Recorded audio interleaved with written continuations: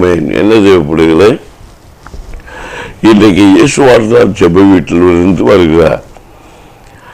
தீர்க்கதரிசன சத்தத்தையும் ஆமென் பரிசுத்த அலங்காரங்கிற செய்தியை தொடர்ச்சியாக கேட்டுக்கொண்டிருக்கிற பிள்ளைகள், வேத வெளிச்சம் வசனத்துடைய சத்தியம் எங்கள் நிகழ்ச்சியை காண கேட்கிறது தேவைப்படுகிற ஒவ்வொருவரையும் வாழ்த்துகிறேன், வரவேற்கிறேன். கர்த்தர் உங்களை ஆசீர்வதிப்பாராக. ஆனால் என்னை பொறுத்த வரைக்கும் பேசுகிற நான் அல்ல, கர்த்தருடைய ஆவியானவரே என்னை பேச வைத்து வரும் கர்த்தர், உங்களுக்கு உபதேசம் பண்ண வைத்து வரும் கர்த்தர். என்னை உபதேசியாகவோ இல்லை தீர்க்கதரிசியாகவோ இல்லை ஊழியக்காரனாகவோ இல்லை நல்ல ஒரு மேய்ப்பனாகவோ நீங்கள் எந்த தருணத்தில் பார்த்தாலும் நான் உங்களுக்கு மெய்யாகவே சொல்லுகிறேன், நல்ல ஒரு ஆமேன் புத்தி சொல்லுகிறார். ஆமேன் ஒரு உடைக்காரனாக உங்கள் முன்பு நான் மட்டும் நிற்க விரும்புகிறேன். இங்கு சொல்லப்பட்டிருக்கிறது அமிதமாக தான்.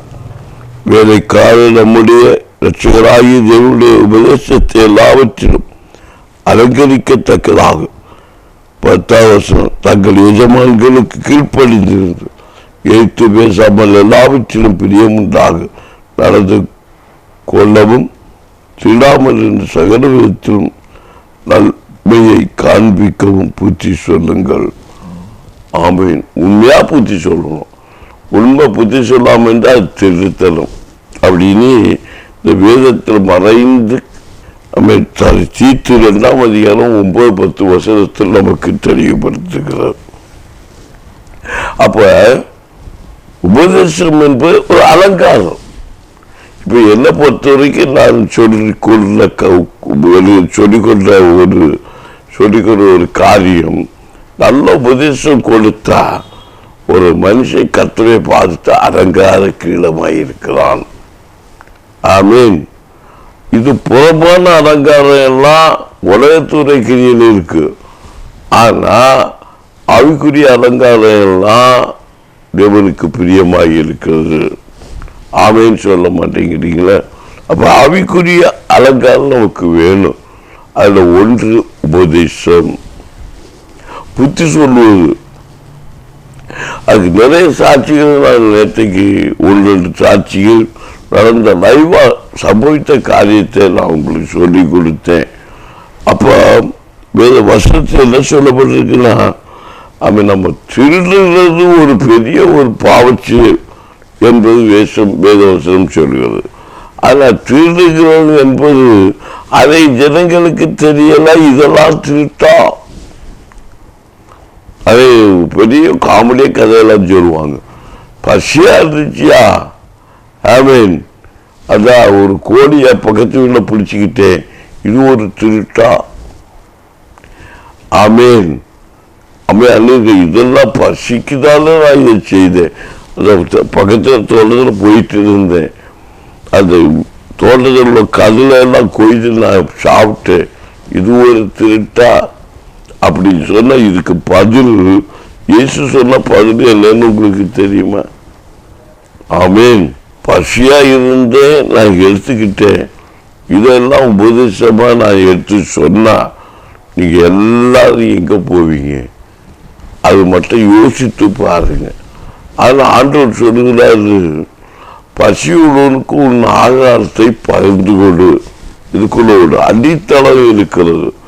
இதை நான் தெளிவாக சொல்லி கொடுத்தா சிலர் என்ன கல்லெடுத்து தெரிவாங்க, சிலர் சரிதான் சொல்லுவாங்க, சிலர் தப்பான செயலுக்குள்ள இறங்கிடுவாங்க.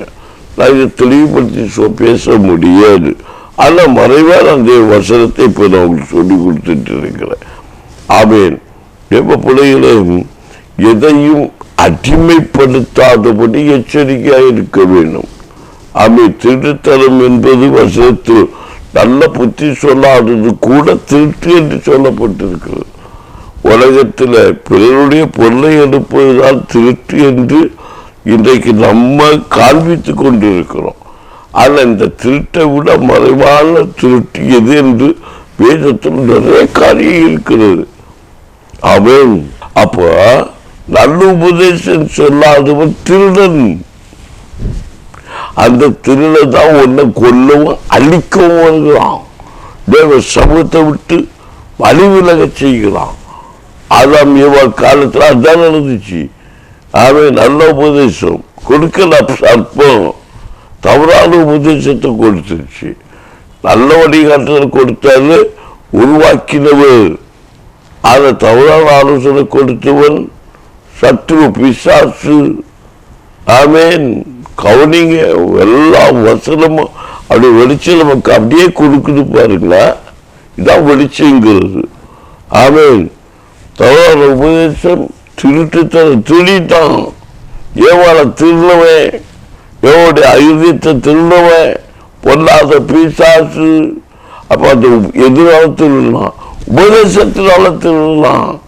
எப்படி உபதேசம் கொடுத்தான்? கர்த்தர் நல்ல உபதேசம் சொல்லியிருந்தாரு. மக்களே, இந்த தோட்டத்தில் நீ புசிக்கலாம், அதுல இந்த ஒரு மரத்தை கூட உருவாக்கினேன் நான் சொல்லுகிறேன், இதை நீ புசிக்கு காலகட்ட சாகவே சாவாய், நீ கஷ்டப்படுவா அப்படின்ட்டாரு.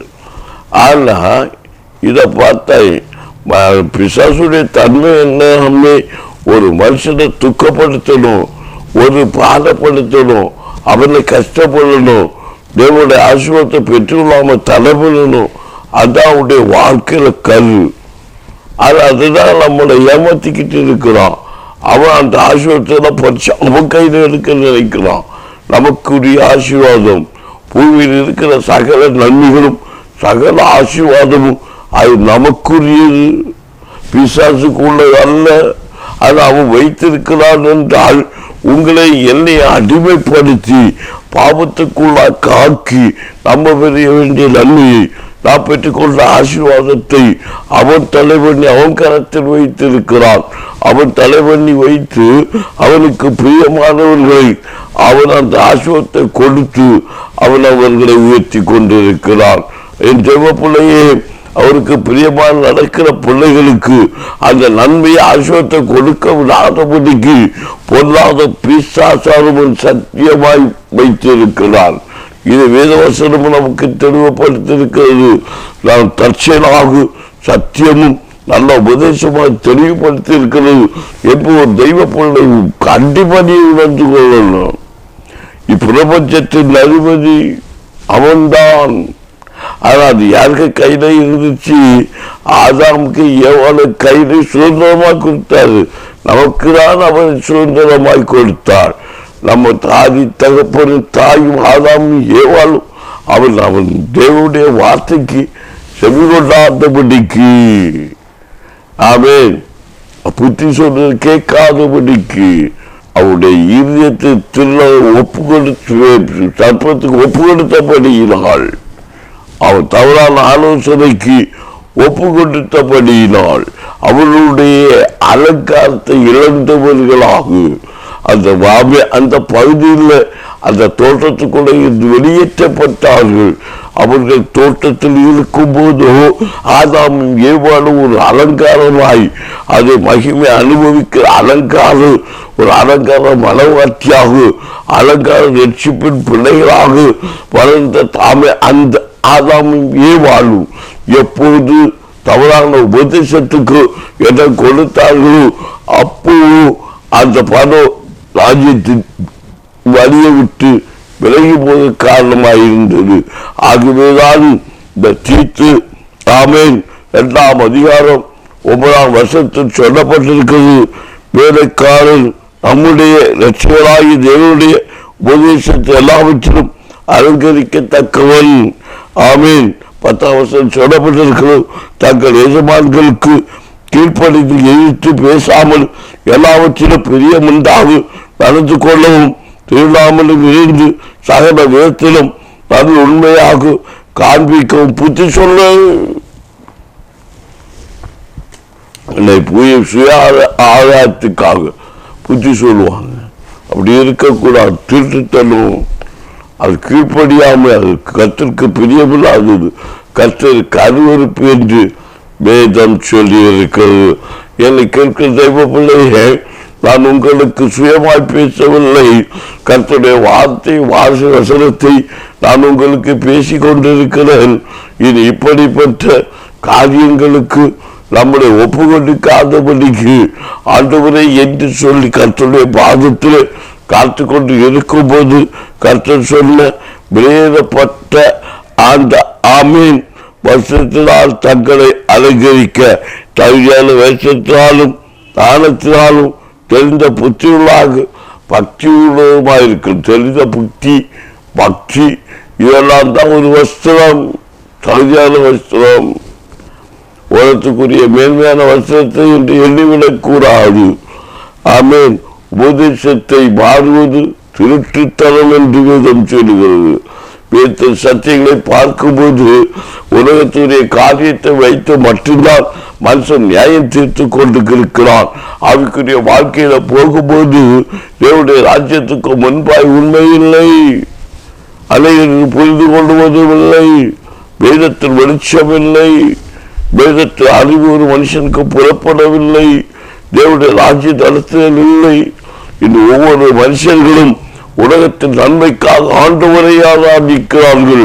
உலகத்தின் ஐஸ்வர்யத்துக்காக, உலகத்தில் மேன்மையுள்ள வாழ்வதற்காக வெள்ளையும் உடுத்துக் கொண்டு காதலை கையலைகளை கருத்தி கொண்டு ஆண்டவருக்கு அந்நிய பாஷை பேசுகிறேன், நான் போதகிக்கிறேன் என்று சொல்லிக்கொண்டு இருக்கிறதை விட நல்ல உபதேசம் என்கிற அலங்கார வஸ்திரங்களை, அலங்கார புத்தி சொல்லுகிற வஸ்திரங்களை உடுத்தி கொண்டு ஆண்டவரை மகிமைப்படுத்துவது தேவனுக்கு பிரியமாயிருக்கிறது என்று கீழ்ப்படிந்து நடப்பது, வசனத்துக்கு கீழ்ப்படிந்து இருப்பது கர்த்தருக்கு பிரியம் என்று அவன் உலகத்தில் இருக்கிற நிலம் பெருசு கிடையாது, ஆட்டுக்கணக்கு நிலம் பெருசு கிடையாது.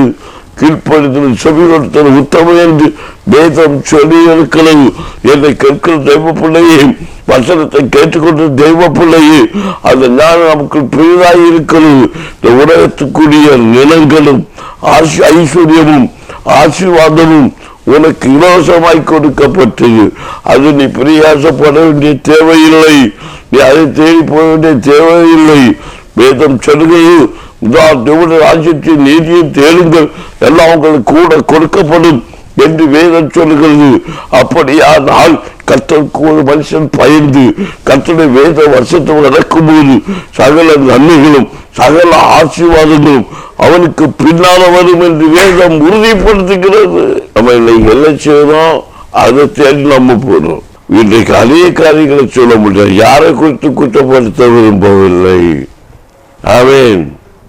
எனக்கு ஆரம்ப காலத்தில் அவங்க ஊழிய செய்த போது பக்கத்தில் இருக்க சபையில் உள்ள விசுவாசிகள், ஒரு சில விசுவாசிகள் என்னை தேடி வந்தாங்க. அப்போ என்னுடைய நண்பர் ஒருவர் சொன்னார், ஆமீன், அடுத்த சபையிலிருந்து ஊழிய பிள்ளை விசுவாசிகளை எடுத்து திருடி வைத்து விட்டு ஆமீன் ஊழியம் செய்கிறாங்க. பெரியவர் இவங்கெல்லாம் ஊழியக்காரர்கள், உங்க புத்தி சொல்றது இல்லையா? இப்போ அதை சொல்லி என்னை மட்டும் தட்டினார்கள். நான் ஒரு காலம் அதை நான் செய்யவில்லை. மாறாக உண்மையாக நடத்ததை கண்டு அவங்க அந்த இருந்த சபையிலிருந்து என்னை தேடி வந்தார்கள். அவர்கள் விடுதலை பெற்றார்கள், ஒரே ரட்சிப்பை பெற்றார்கள், அவர்களுடைய வாழ்க்கையில் வளர்ச்சியை கண்டார்கள், மேன்மையை கண்டார்கள், பொதிக்கக்கூடிய கிருபையை கற்றுக்கொண்டார்கள், தாழ்மையை கற்றுக்கொண்டார்கள், இவருடைய அவர்கள் ஒளியை தரிசித்துக் கொண்டார்கள். ஆமே, அதற்கு பிற்பாடு படிப்படியாக மாறி அவர் ஆராய்ச்சி இடத்திற்கு திரும்பி போகும்படிக்கு கர்த்தர் கிரியை செய்தார். இந்த அவர் கவனமாக என் ஊழியமும் கொஞ்சம் கொஞ்சமாக உயர ஆரம்பித்தது. அவர்கள் பந்தகலத்தில் திரும்பியும் போனார்கள். ஆனால் உணர்வடைந்தார்கள். அங்கே இருக்கும்போது உணர்வடையாத காரியங்களை இந்த இடத்தில் வந்த பிற்பாடு உணர்வடைந்து பிள்ளைகள் ஆண்டவர்களை நடத்தவும் ஆண்டவர்களுடைய போதிக்கவும் நல்ல உபதேசத்தை கற்றுக்கொண்டார்கள். என்னை கேட்கிற தெய்வ பிள்ளையே, ஆமேன், இன்றைக்கு மேன்மையாயிருக்கிறார்கள். ஆனால் எந்த சபையிலிருந்து பக்கத்தில் இருக்கிற சபைகள் இவர்கள் தேடி வைத்திருக்கிறார் என்று சொன்னார்களோ, இப்போ என்னுடைய எங்கள் இயேசுவல்ல ஊழியத்திலிருந்து உண்மையாகவே ரட்சிக்கப்பட்டு ஞானஸ்நானம் பெற்று உழைக்கான எழும்புகிறவர்களை அநேக அந்த சபையில் போய் ஆராதிக்கும்படி கருத்துக்கிறியா. நான் இந்த வார்த்தைகளை எல்லாம் கேட்டு விசலம் அடைவதே இல்லை. வரும்போது அவர் உணர்த்துக்குரிய வாழ்க்கைக்கு தான் வாழ்ந்து கொண்டுதான் பேருக்காக ஆவிக்குரிய வாழ்க்கை என்றுதான் வாழ்ந்து கொண்டிருந்தார்கள். இங்கு வந்து பிற்பாடு அவர்களை நல்ல புத்தி சொல்கிறவர்களாயும் நல்ல நேரத்தை கொடுக்கிறதாக மாற்றி அனுப்பியிருக்கிறார். எதற்காக இந்த காரியத்தை சொல்லுவேன் என்றால், நீ எதை போதிக்கிறாயோ, எதை பேசுகிறாயோ, ஆமென், யாரை குற்றப்படுத்துகிறாயோ, எதற்காய் குற்றப்படுத்துகிறாயோ, அந்த குற்றவுடன் நிற்காதபடிக்கு பிறரை குற்றப்படுத்தாது இருப்பாயாக. வேத வசனத்தை நான் அனிதனம் உணர்ந்து இப்போ பேசுவதற்கு, ஆண்டவரே நான் போதிக்கிறது சரிதானா, நான் பேசுவது சரிதானா, உண்மையிலேயே நான் பேசும்போது என் வாயோடு பேசும். ஆரம்பத்தில் வரும்போது நான் கேட்டுக்கொண்டேன். சில நேரம் நம்ம கோபமா பேசக்கூடிய சூழ்நிலை உண்டாகும். எத்தனையோ முறை நான் பேசி ஆண்டவர்கிட்ட கேட்டு பார்த்தேன். ஆண்டவரே என்னை என் மேல் கோபம் கொள்ளாதிருக்க, நான் கோபத்தோடு பேசாதிருக்க எனக்கு கற்றுத்தாரு, அந்த ஒரு கிருபை எனக்கு தாரும் என்று. ஆனால் என்னை தெரியாதபடிக்கு பயங்கரமான கோபம் எனக்குள் வந்துவிடும். எடுக்க வேண்டிய இடத்தில் வரும்போது என்னை தெரியாமலே பிறப்படுத்தி விடுவேன். அது வயது முயற்சி கிடையாது, வயது வரம்பு கிடையாது, சின்னவன் பெரியவன் சிரித்தவன் பெரியவன் இடம் கிடையாது. எடுக்க வேண்டிய சூழ்நிலையிலே பெரும்பை எடுத்து கண்டிப்பது எனக்கு வழக்கமாகிவிட்டது. எத்தனை முறை அழுது இருக்கிறேன், எத்தனை முறை புலம்பி இருக்கிறேன். அதற்கு எனக்கு பதில் கிடைத்ததா இல்லை. என்னையை நான் குற்றப்படுத்தி இருக்கிறேன், நான் என்னை மட்டுப்படுத்தி இருக்கிறேன். ஆனாலும் கர்த்தரினோடு இருந்து பேசுவ நினைக்கும் போது நான் உண்மையிலேயே நான் சந்தோஷப்படுகிறேன். இந்த வேதவசனம் சொல்லுகிறது, நான் தங்கள் எஜமான்களுக்கு கீழ்ப்படிந்து எதிர்த்து பேசாமல் எல்லாவற்றிலும் மேன்மையாயிருங்கள். ஆமேன். நான் உண்மையை சொல்லுகிறேன், என்னுடைய சாட்சியை சொல்லுகிறேன். நானும் ஒரு உலக பிரகாரமாக ஒரு எஜமானுக்கு ஒரு வேலைக்காரனாய் அமர்த்தப்பட்டவன். அதில் இருக்கும்போது அவர் எனக்கு ஒரு அண்ணா தான். அவரையே நான் அதிகாரம் பண்ணுவேன். ஆமேன்னு சொல்ல மாட்டேங்கிறீங்களா? உற்சாகமா சொல்லுங்களேன். அவர்கிட்ட சொல்ல, அண்ணன் நீங்க இது பண்றது தப்பு, அது பண்றது தப்பு. அவங்க என்கிட்ட ஒன்றும் பேச மாட்டாங்க. ஆமே, மாறாக அவங்க எதுவுமே என்னை எடுத்து பேச மாட்டாங்க.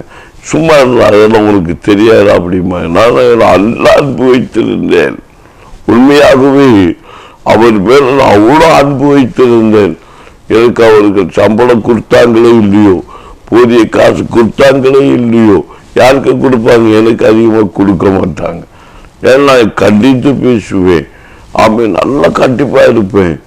ஆனால் நான் எப்படி இருக்கிறேன் கவனிக்க மாட்டேன். எனக்கு சம்பளம் எஜமான் நல்லா இருக்கணுங்கிற ஒரு உத்தரவாதம் உண்டு.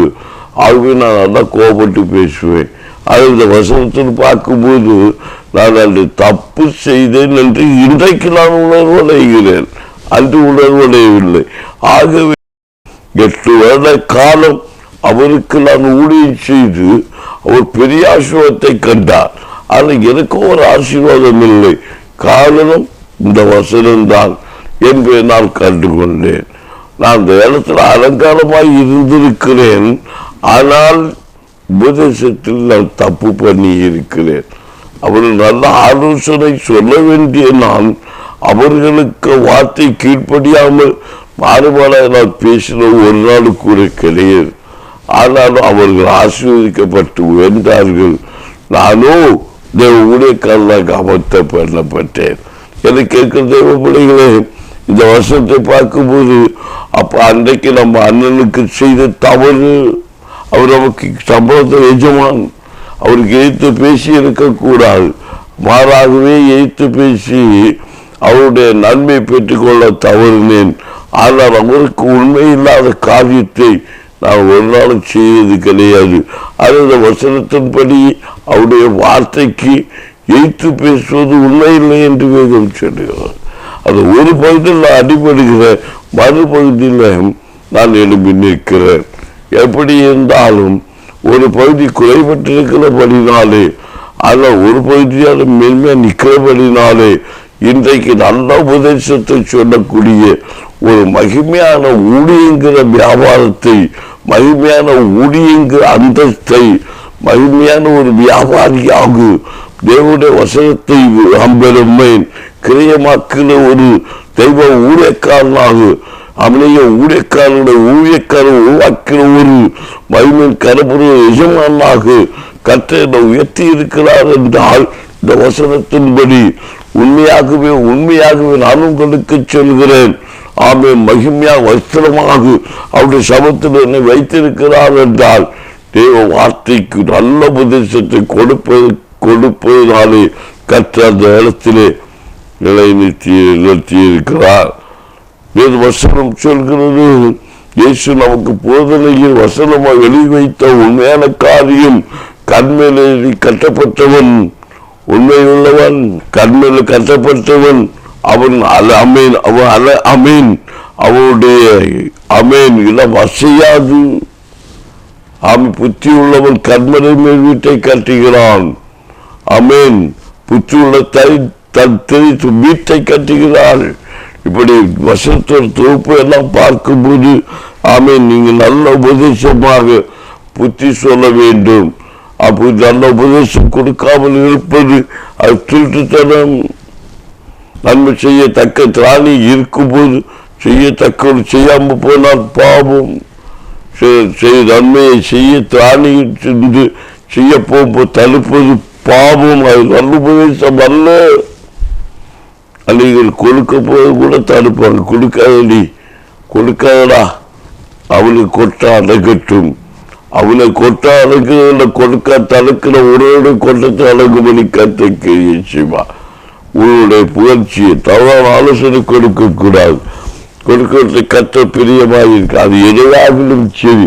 அப்படிப்பட்ட அனுபவம் உள்ளவர்கள் இப்படிப்பட்ட கிரியை செய்த செய்தியை கேட்பீர்களானால் இன்று மனம் திரும்புங்கள். இது கர்த்தருடைய வாய் பேசிக் கொண்டிருக்கிறது. நான் தேவனால் உருவாக்கப்பட்ட ஊழியக்காரன். நான் பேசுவது ஒருவேளை உங்களுக்கு வெளியே விளங்காமல் இருக்கலாம், செயலில்லாத வார்த்தையாக இருக்கலாம். கர்த்தரோடு பேசும்படி அதிகாரம் பண்ணி வைத்திருக்கிறார். இந்த தேசத்தை ஓடிக்கொண்டிருக்கிற ஒரு அலங்கார வஸ்திரமாக, ஒரு அலங்கார கிரீடமாக, ஒரு தேவ வேலைக்காரனாக, ஒரு ஊழியக்காரனாக, ஒரு எஜமானாக கர்த்தர் ஒவ்வொருவரையும் மாற்ற நினைத்து என்னையும் ஒரு சிறு வேலைக்காரனாய் கர்த்தர் உருவாக்கி இருக்கிறார். காரணம் நல்ல புத்தி சொல்லுகிற நிமித்தமாக. உண்மை உள்ளவன் ஆமேன் பரிபூர்ண நன்மை பெறுவான். உண்மை உள்ளவன் சகலாசுவத்தை பெற்றுக் கொள்வான். நான் ஒரு ஊழியக்கார ஐயாவோடு ஊழியம் செய்து கொண்டிருந்து ஒரு சில வார்த்தை கற்று வேறுபாடு பெற்று நான் அவர் பிரிந்து வரும்போது, அவர் எனக்கு இந்த உலகத்தில் ஒரு பெரிய உலக பிரகாரமான ஒரு ஆசீர்வாதமான வாகனத்தை எனக்கு வாங்கி கொடுத்திருந்தார். அப்போ நான் அந்த வார்த்தையிலே உண்மையாகவே இருந்தேன். உண்மையாக இருந்த நிமித்தமாக நல்ல உபதேசத்தை செய்து வார்த்தையை காத்துக்கொண்ட நிமித்தமாக அந்த ஊழியக்காரனுக்கு சில தவறான உபதேசத்தை கொடுத்து என்மேல் கோபம் உண்டாக்கி சில கடினமான காரியங்கள் எனக்குள் திணித்தார். நான் அவற்றை சொன்ன காரியத்தை அவர் ஏற்றுக்கொள்ளவில்லை. ஆகவே அவர் கோபத்து நிமித்தம் அதுவும் என்னுடைய குற்றம் என்றுதான் நான் சொல்லிக் கொள்வேன்.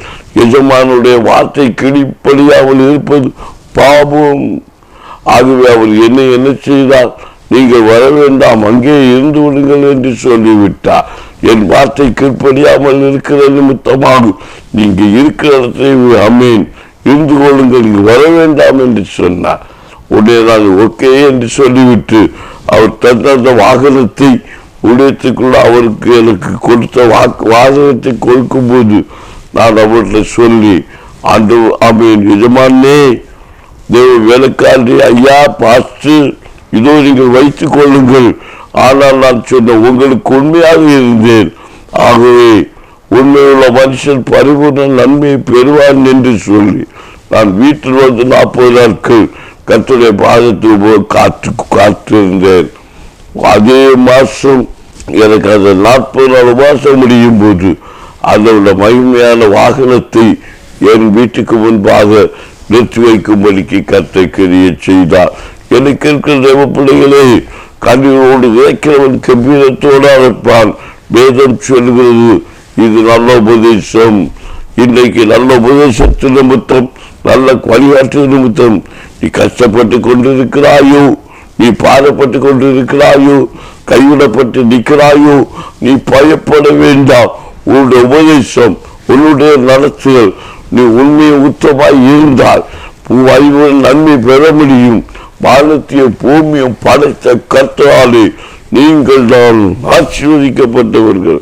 வருத்தப்பட்டு பாரம் சுமக்கிறவர்களே, என்னோடு நிலத்தில் வாருங்கள், நான் உங்களுக்கு இடைப்பாற்றல் தருவேன் என்று சொன்ன வேத வார்த்தையின்படி, வசனத்தின்படி உண்மையுள்ள ஒரு மனுஷன், உண்மையுள்ள மனுஷி, உண்மையாக புத்தி சொல்லி நடத்துகிற ஒரு உடைக்கால், உண்மையாய் புத்தி சொல்லுகிற ஒரு பிள்ளை, உண்மையாய் பிள்ளையை நடத்துகிற ஒரு தாய் தகப்பன், உண்மையாய் ஒரு தகப்பன் தாய்க்கு கீழ்ப்படுத்த ஒரு பிள்ளை, உண்மையாக சபைக்கு ஒரு விசுவாசி, உண்மையாக ஒரு சபையை நடத்துகிற ஊழியக்காரன் அப்பத்துக்கு இறப்பதில்லை.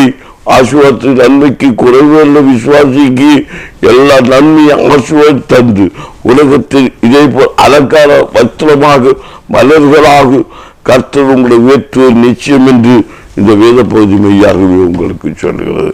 ஆகவே எனக்கு இருக்கிற பிள்ளைகள் எதிர்த்து நிற்காதபடிக்கு நம்முடைய எஜமானாக இருக்கிற ஆண்டோடைய வார்த்தைக்கு வசனங்களுக்கு எதிர்த்து நிற்காதபடிக்கு ஒரு அலங்கார கிரீடமாக ஜொலிக்கும்படி கர்த்தர் ஒப்பு கொடுப்போம். கர்த்தர் தொடர்ந்து வழிநடத்துவாராக. அவருடைய பாதத்தில் நாம் அலங்கார மணிமுகடியாக இருக்க நம்மை ஒப்பு கொடுப்போம். கர்த்தர் கிரியை செய்வாராக. ஜெபிப்போமா? ஜெபிப்போம். அன்பில் பண்ண தகப்பனே, உங்களுடைய ராமமைக்கென்று நல்ல உபதேசத்தை நான் புத்தியாய் சொல்லி இருக்கிறேன்.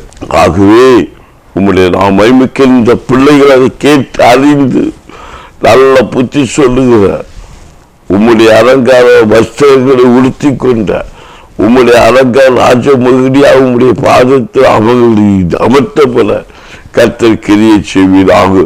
உம்முடைய பாதத்திலே அன்று உண்மையுத்தவை இருக்க விடாதபடிக்கு உலகத்துடைய நன்மைகள் ஆசீர்வாதங்கள் பிள்ளைகளை வேதனைப்படுத்தி கொண்டிருக்கிறது.